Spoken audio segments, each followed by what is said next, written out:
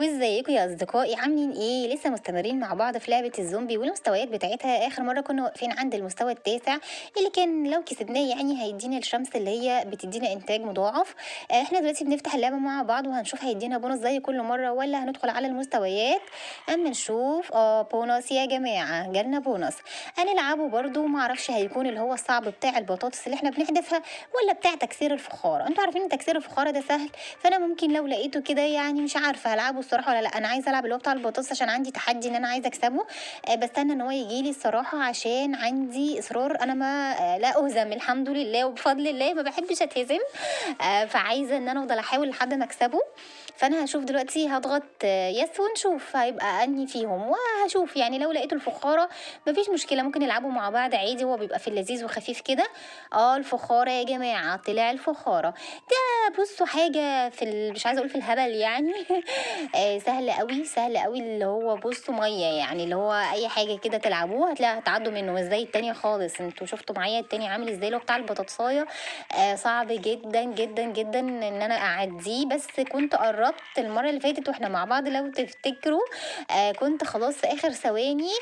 لو كنت معايا بطاطساية حمراء ولا حاجة وخلصت على اخر مجموعة داخلة كان زماني كسبت البونص اللي هو الصعب اللي هو مضايقني ده. فانتوا زي ما شايفين دلوقتي الفخارة عمالة اكسر اهو، بتطلع لي اسلحة. خلاص انتوا بقيتوا حافظين ان الفخارة عبارة عن اسلحة بنرصها قدام باب البيت عشان نحميه، وممكن يطلع لي بدل الأسلحة يعني زومبي على حسب يعني. فأنا خلاص كده هنا مأمنة نفسي زي ما انتم شايفين إن كل اللي طالع لي أسلحة أكتر من الزومبي. خلاص احنا عرفنا بقى إن البونص ده يا جماعة في اللذيذ. أنا لعبته بقى معاكم كده وخلاص. أنا كنت هكنسل الصراحة عشان نخش نلعب المستوى التاسع، عشان الصراحة مستوياتها جميلة جدا وشيقة قوي. بس قلت مش مشكلة، ممكن ناخد بونص كده على خفيف، هو يعني ما بياخدش وقت وكده، خلاص احنا بقينا حافظينه.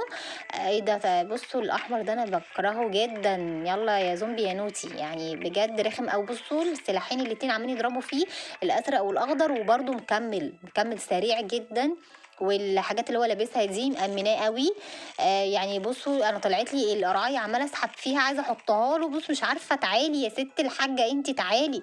مش عارفه ايه ده، في ايه يعني، مش راضيه تيجي معايا. لا بجد ايه ده، ولا السلاح ده.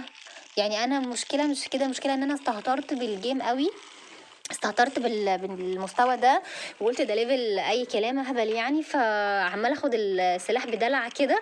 المفروض يا جماعه شفتوا دست عليه العربيه، ضيعت فرصه مني. بصوا انا عماله اتدلع وانا باخد الاسلحه يا جماعه باستهتار فعلا. ما ينفعش نستهتر بالحاجه مهما كانت سهله او خفيفه. بصوا انا ضيعت مكان عربيه لاني لسه البونص ده من 3 مستويات زي ما انتم عارفين، وده لسه المستوى التاني. يعني في المستوى التالت بقى هيحصل ايه في المكان الفاضي ده؟ فاكيد كده انا عملت خلل في اللعبه، وللاسف استهترت بالبونص وشكلي مش هعرف اكسب ده كمان. هيبقى البطاطساي وحتى الفخاره اللي انا بقول عليه سهل يعني كده، بجد الاستهتار وحش. زي ما انتم شايفين كده خلاص تحت الزومبي اللي لابس غطا حله ده داخل اهو بيتمشى حضرته. وزي ما انتم شايفين كده مفيش اي اسلحه، فطبيعي العربية هتدوس عليه، لان هي دي بتبقى اول محاولة قدامنا زي ما انتوا عارفين، ايوه اول فرصة. بس للاسف انا قلقانة من المستوى الثالث. المستوى الثالث يا اصدقائي لما هيجي دلوقتي الدنيا هتبقى صعبة جدا، بقى عندي مكانين فاضيين مفهومش امان.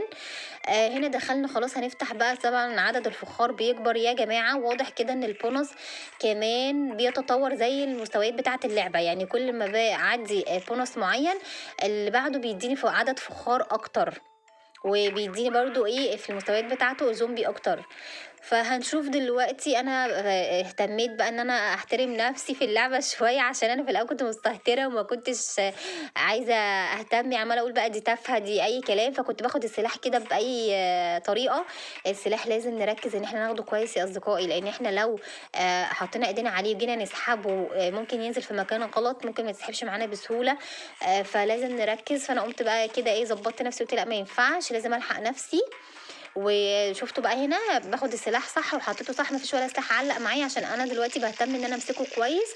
هنا طبعا زي ما انتم شايفين بيقول لي ان في مكان عربيتين عندي اللي هم اللي عليهم السهم الاخضر اللي بينور يطفي، دول بيقول لي دول فاضيين، واي زومبي هيجي في المكان ده هيدخل منهم للاسف. عشان انا طبعا ما اخدتش اعلان ان انا يديني فرصه عربيه يعني، فانا هاخد بقى للعربيه دي ولا دي. مش انا ما بحبش اكسب بنظام ان انا ايه اخد اعلان عشان يكسبني، لا انا بحب اكسب الليفل من الاول للاخر بمجهودي. هنا كان المفروض ان انا أأمن اكتر اسلحة، للاسف هو بيسألني بيعرض عليا تاني اخد اعلان، انا طبعا رافضة. للاسف يا جماعة انا كده عندي المكانين دول انا ما امنتهمش كويس، كان المفروض الاسلحة اللي تطلع لي أأمن بيهم اكتر مكانين هما اللي تحت دول. للاسف خلاص الزومبي دخل، انا بخسر يا جماعة، انا بخسر، الزومبي دخل بيتي. نو بصوا زعلان يعني، خلاص انا كده اتكلت يا جماعة، هم اكلوا مخي خلاص. فهنا بيقول لي جيم اوفر، خلاص خلصنا، خلصنا وخسرنا.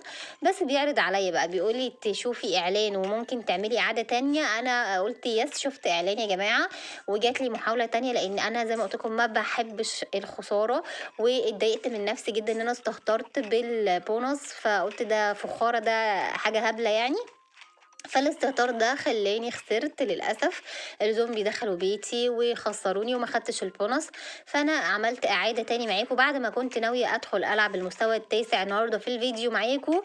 بس واضح كده إن الفيديو هيبقى طويل ومش هيبقى فيه وقت إن احنا نلعب تاني يعني مستويات، لأن أنا فضلت إن أنا أعيد البونص تاني عشان أنا لا أقهر يا جماعة بفضل الله، بعوني لا أقهر لا أهزم. ولما ده حصل أنا اتضايقت الصراحة، فعدت البونص تاني معاكم أهو عشان احاول المرة دي ان انا اكسبه. تمام، يعني مش هيبقى البطاطساية اللي احنا بنحذفها وكمان الفخارة، يعني ده كده هيبقى حاجة تكسف قوي يعني مش حتى الفخار اللي انا بستهتر بيها وبقول كده ان هي كمان اخسرها، لا يعني. فانا كده مأمنة نفسي زي ما انتم شايفين في اتنين اهم، بما ان انا حاطه لهم اتنين قرع، واحدة خدت واحد اللي هو ابو جرد الحلة، مع السلامة، باي باي يا عسل، وهتاخد التاني في طريقها، يلا يا حبيبي يلا. ايوه انا كده كده مش قلقانة من الاول ولا التاني، بيبقوا في اللذيذ يعني. وانا كده كده طالما ما خسرتش عربيات يبقى انا كده لسه في الامان. طول ما انا خسرت عربيات زي ما حصل معايا في المحاولة الاولانية اصدقائي، بتبقى فيه ثغرات اني لما اجي العب المستوى اللي بعد كده دي لو مش متأمنة كويس باسلحة كتير بتبقى مدخل سهل جدا للزومبي. فانا دلوقتي بحاول افتح زي ما انتم شايفين الاسلحة وارصها بطريقة. طبعا بصوا انا حطيت 3 مدافع قدام اللي لابس احمر، يخرب بيتك يخرب بيتك، انت ما بتموتش ليه؟ بص ولا بيتأثر ولا دراع بيقع ولا رجل ولا اي حاجة، ولا كأن في اصلا مدافع بتضرب فينا. بكره الزومبي ده يا جماعة فعلا، بروحه طويلة قوي لو مش معايا القرعاية دي، رغم ان القرعاية مش غالية بس بتنجز يعني. شوفوا بتنجز كتير جدا يا اصدقائي، يعني هي رخيصة بس بتخلصنا من الزومبي مهما كان حجمه مهما كان صعوبته. حتى في المستويات الصعبة بتاعة اللعبة نفسها لما هيجيلي الزومبي الضخم الكبير ده، ممكن واحدة منه او اتنين بالكتير يعني، لما تنط كده تبصوا تلاقيها خلصت عليه. هتشوفوا معانا اللعبة بجد جميلة جدا ومستوياتها المتقدمة مش قادرة اقول لكم حلوة قوي قوي. بيجيلي نوعية زومبي كمان اصعب وبتجيلي اسلحة كتير. بس كده خلاص احنا داخلين على المستوى الثالث اهو، اللي هو اخر حاجه هنفنش بيه. طبعا انتوا عارفين الاخضر ده يعني اسلحه فتحناهم اهو، هنرصهم وندخل بقى على بقيه الفخارات. يا جماعه انا كده مطمنه ان انا داخله المستوى الثالث ومفيش عربيه معايا ناقصه، عشان حتى لو حصل ان في زومبي كل الاسلحه ودخل العربيه هتاخده وهيبقى خلاص تمام، احنا كده كسبانين البونص يا جماعه. هي المشكله بس ان احنا ممكن نخسر عربيات قبل ما نوصل للمستوى الاخير، تمام، لان كده بنبقى عملنا ثغره كبيره في مدخل بيتنا يا جماعه ومش ما حميناهوش كويس. فلازم نخلي الحمايه قويه، يعني نخلي العربيه دايما موجوده. هنا خلاص بصوا انا كميه الاسلحه كبيره جدا يا جماعه، بس برضو الزومبي مقربين، وهنا في خطوره برضو ان هم ممكن ياكلوا السلاح ويدخلوا. العش الغراب ده جميل يا جماعه، بيخليهم ياكلوها ويلفوا ويرجعوا تاني. يعني انا مأمنه نفسي بيه، بس في اماكن ما فيهاش عيش غراب، فده كان قلقني. بس لا تمام كده كلهم بيموتوا اهو. واللي فوق الجردل يلا يا حبيبي يلا يا بابا مع السلامه، يلا لف وارجع. كسبنا البونص يا جماعه، خدنا الفلوس. نقدر دلوقتي بقينا معانا مبلغ كويس قوي عشان لما نوصل في مراحل متقدمه من مستويات اللعبه نقدر نشتري معانا مدافع وحاجات اضافيه. فانا بحب العب البونص ده يا جماعه عشان كده، عشان يبقى معايا الكوينز اللي انا اقدر اشتري بيها المدافع بعد كده في المراحل المتطوره من اللعبه.